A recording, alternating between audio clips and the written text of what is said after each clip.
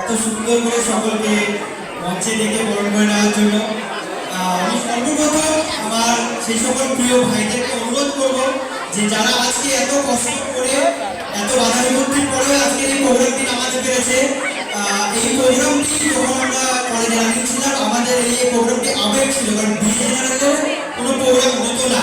তো আমরা অনেক কষ্ট করে প্রত্যেক ডিপার্টমেন্টে যখন প্রোগ্রাম হতো বিজেনারেলের কোনো প্রোগ্রাম হতো না, আমরা আমাদের প্রিন্সিপালকে অনেক মানিয়ে প্রোগ্রামটি শুরু করেছিলাম এবং 3 বছর ধরে এই প্রোগ্রামটি চলছে।